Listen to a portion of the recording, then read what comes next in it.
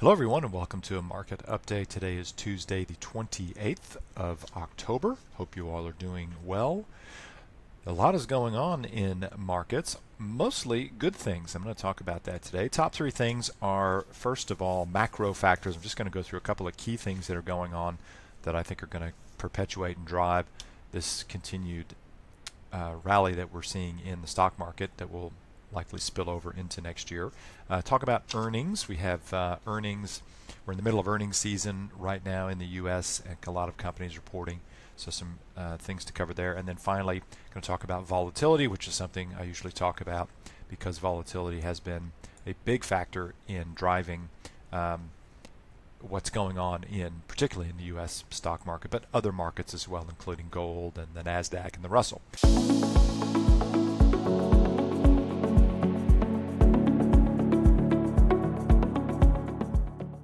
So first things first, let's talk about macro factors.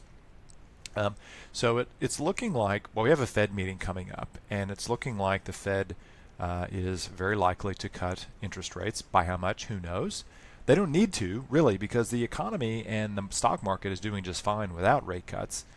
So it'll be interesting to see what they actually do, and then what they say about, once they have made a decision, what they then say about that, and looking forward into the final couple months of this year, and then of course into 2026. But the market right now seems to be already reducing interest rates. So we've seen the bond market, the volatility in the bond market fall. We've seen interest rates coming down a bit, and they are trading in a reasonably tight range at the moment. But certainly we are seeing interest rates across the board sort of slowly moving down. So anyway, we'll see what the Fed actually does. We have a day or two to wait on that. I think Thursday we will get, because I think it's the 29th, yes, Wednesday U.S. time, we'll get the interest rate decisions. That's the first thing. But the second really big macroeconomic factor, and by the way, interest rates going down is good for everybody, right? It's good for mortgage holders. It's good for consumers. It means that it costs less for someone to service their debt, which is always a good thing. And the corollary of that is that you have then more disposable income going into the economy, which is also a good thing. That'll drive more consumption, which will drive earnings, etc. But one other big macroeconomic factor that's also going to fit into that is oil. So oil has come down quite a bit as well, and oil seems to be sort of in a little bit of crash mode at the moment, but certainly oil's coming down. The price of oil is coming down, which means, again, because energy is such a big input into the CPI, so the inflation indication, but oil, of course, is a big input into household disposable income because we are consumers of gasoline and petrol and petroleum products, so we've got to have more money. We will have more money to spend on other things because it doesn't cost as much to fill up at the pump, as an example. So this is, again, going to be a great tailwind to the macroeconomic factors driving the consumer. And so one area of the market that I'm actually looking to maybe allocate some capital, we'll see, is actually retail and the retail ETF, which is the ticker symbol is XRT. And that ETF will do quite well during a quad 1 and 2 environment where people have more money to spend, interest rates are coming down, etc. So those are sort of two big macroeconomic factors sort of be paying attention to. The flip side to that of oil coming down is the dollar. The U.S. dollar is rising. Now, interestingly, I've been watching the pairs between, say, AUD and USD to the yen and to the pound, and we are seeing that the U.S. dollar is strengthening against the big basket of currencies, so that would be the euro and the pound. So the euro is a big factor, and the yen as well. But those three currencies, the euro, yen, and pound, are three big heavyweights in the U.S. dollar index. Aussie dollar isn't as big of a weight, but we are seeing that the Aussie is kind of hanging in there with regard to the currency, slowly ticking up. So I think the currency has closed around 65.5 cents to the U.S. dollar, and it's kind of been in that 64, 65 range now for the better part of a couple months, really. If I look back at my notebook all the way back to, when did I start this? The 7th of July, the Aussie dollar was sitting around 65 cents, and it closed last night at around 65.55. So it's still hanging in that range. Now it has bounced around a little bit. I think it went down to about low 64s, and it did pop up into the 66 range, but hanging in there. Now let's talk earnings. We are in an earnings season in the U.S., and one of the things that the market has been positioned for, which is bizarre, but the overall market has positioned itself for, is actually some sort of recession or declining earnings environment. That couldn't be further from actually what is being reported. So we are seeing earnings growth in the S&P 500. We're seeing earnings growth in tech. We're seeing earnings growth in the Russell. Earnings growth across the board. This is a great thing, and this is going to, again, be another tailwind for the U.S. stock market. That, coupled with the fact that we're going to be entering a Quad 1 environment in 2026, is really going to put, I think, a massive tailwind behind markets. So we've already seen excellent performance in the last couple of months in the Russell, in the NASDAQ, even in the S&P 500 and other subsectors within the market. You know, I talk a lot about tech and growth and secular growth and those things. Some great performance numbers coming out of those things. But I just thought I'd mention that because earnings is what will drive higher stock prices. And so to that end, we have hit new all-time highs in the S&P 500, in the Russell, in the NASDAQ. And higher highs are what is looking very likely. Does that mean it's going to be a straight line to that? Of course not. We will probably see some event will be announced. I mean, Trump just in the last, I think, 7 to 10 days had a bit of another tariff tantrum with China over some things. They seem to have resolved that.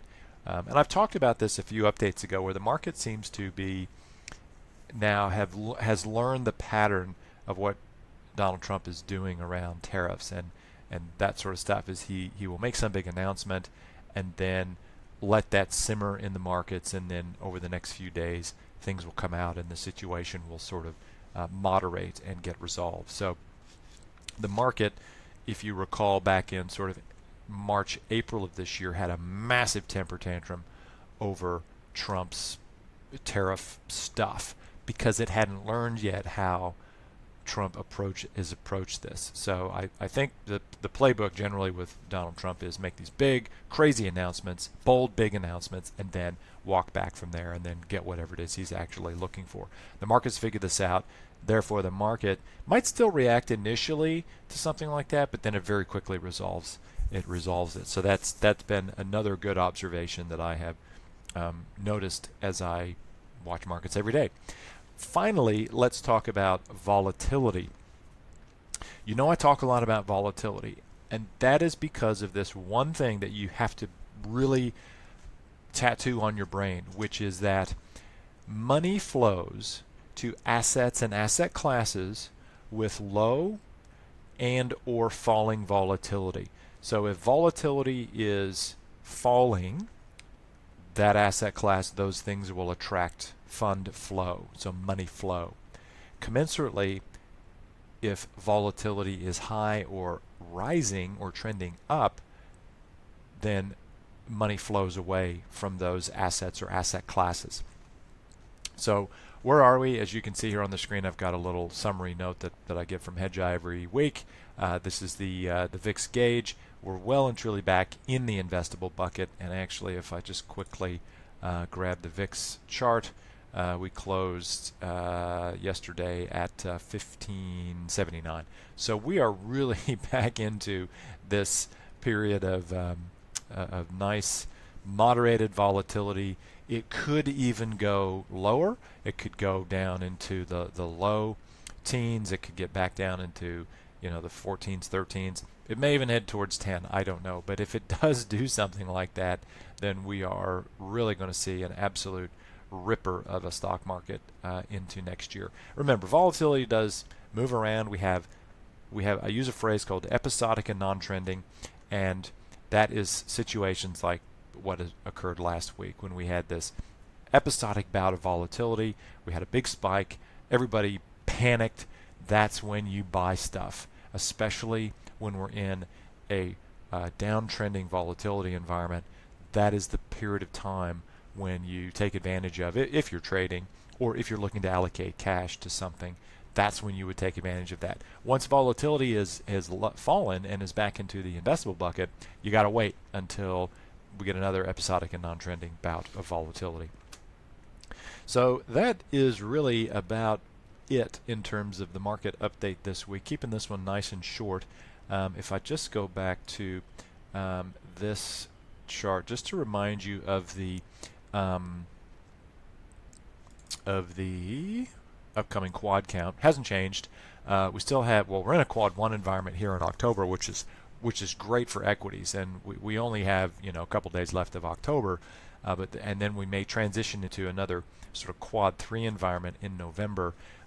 That's still good for equities. So equities still do pretty well in a quad 3 environment. Remember, quad 3 is more of a stagflationary setup where we have inflation rising and GDP falling. The interesting thing with this is that again, we've seen the oil price falling. We've actually seen inflation rolling over slightly. So once we get the October inflation numbers, which we don't get until November, that will probably confirm that inflation has begun to roll over. This is in the U.S., and we're also somewhat seeing that in Australia at the moment. With a lower oil price, that's really going to help Aussies out as well. But then as we move into December, and I've mentioned this in previous updates for anyone watching for the first time or who might be new to all this, December is really when I'm going to be watching closely to see what Quad 4 actually means for December. December is a shorter month because there's a lot of holidays in December, and traders and other Wall Street types do tend to go on holiday and take extended holidays. So trading volumes are very light. It's easy for people to manipulate the tape, that sort of thing. But the economic conditions, again, we'll just have to get closer to December and see how the market is responding and reacting. I'm sure I'll have more to say about that. But looking forward into next year, I guess the only reason I'm highlighting December is it could be one of those opportunities where if I built up some cash, for example, in your account or client accounts, then I might allocate some of that cash if we get, or all of it, if we get a buying opportunity. So anyway, that could be what happens in December, but every day is a new day where the market gives us information and we learn things. It doesn't change the overall long-term approach, which is pretty well set. If you haven't logged into your accounts in a while, get in there and have a look. You'll see that we've had some really good performance from July forward to now. Doing very well so far this financial year in Australia, and next year again is looking set up to be a continuation of this great sort of performance that we're seeing. Anyway, I'll have more to say about that as we approach that time frame. In the meantime, if you do have any questions, you want to book a meeting with me before the end of the year to catch up on your accounts and anything else that might be going on in your life, I would love to do that. I am taking a little bit of holidays around the December-January period, so if you don't catch up with me before around the 23rd of December, I think that's when we're closing the office down. It might be the 22nd, don't quote me on that. A notification will go out to you all on that. You'll have sort of that first couple weeks of December to catch up with me, and then probably won't be able to until mid to late January going forward. So with that, I will say have a great rest of the week. Hopefully summer will return soon. It's freezing here at the moment. Well, freezing, bit of extreme. What are we at? 14 degrees. So yeah, I guess it is a bit freezing considering we had a 36-degree day. I think it wasn't this day last week, but it was Wednesday of last week. So bring back summer, and again, have a great rest of the week, and talk to you soon. Bye.